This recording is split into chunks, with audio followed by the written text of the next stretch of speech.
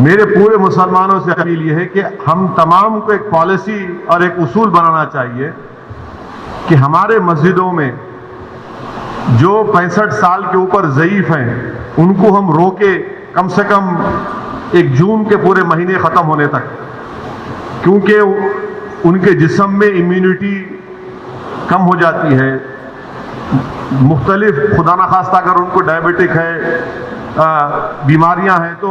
Body میں virus سے مقابلہ کرنے کی طاقت کم ہو جاتی ہے۔ تو میں یہ اپیل کر رہا ہوں کہ 8 جون کو انشاءاللہ تو کھل جائیں گے، مگر کم سے کم جون کے ختم ہونے تک ہمارے جو 65 سال کے اوپر جو ضعیف افراد ہیں ان کو ہم سمجھائیں، ان سے ریکویسٹ کریں کہ کم سے کم جون کے ختم ہونے تک آپ تھوڑا مسجد کو مت جائیے، گھر میں نماز پڑھیے۔ جو نوجوان ہیں جو ذرا مسجدوں کو کم جاتے، اب وہ جا کر مسجد کو آباد رکھے۔ تیسرے یہ کہ مساجد میں اگر کارپیٹ ہے اور اس کارپیٹ کو نکال سکتے آپ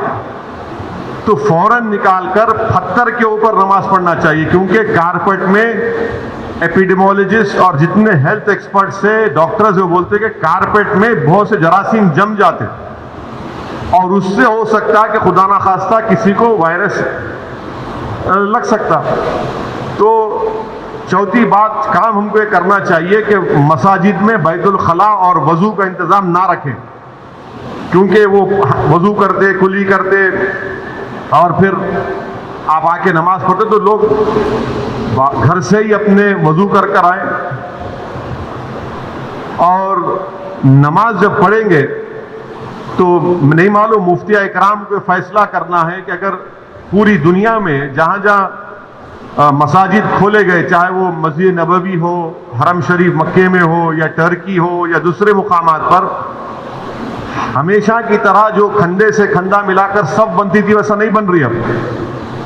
تو کیا مفتی اکرام یہ فیصلہ دے سکتے پورے ملک میں کہ بھائی جب 8 تاریخ سے مساجد کھولے جائیں گے تو سوشل ڈسٹینسنگ کو برقرار رکھتے ہوئے ہم سب بندی کریں نماز کی؟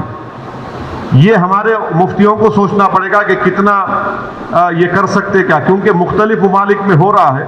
تو میں تو گزارش کروں گا ہمارے علماؤں سے کہ وہ بھی اس کا فیصلہ کر لیں، مگر دوسرے جو 4 چیزیں میں کہا ہوں اس پر یقیناً غور کریے آپ۔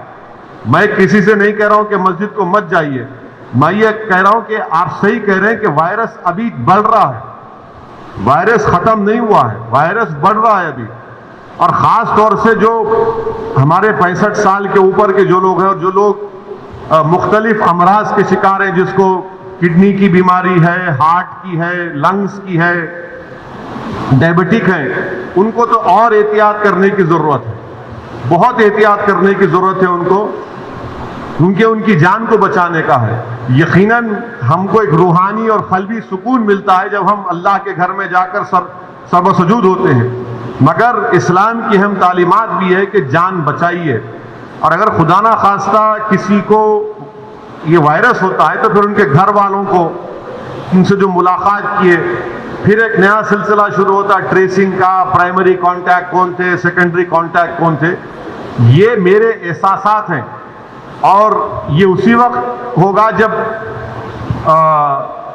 ہمارے تمام مفتی اکرام چاہے وہ کسی بھی مکتب فکر کے ہوں، وہ اس کا ایک اجتماعی طور پر نوٹ لے کر سب کو بتائیں۔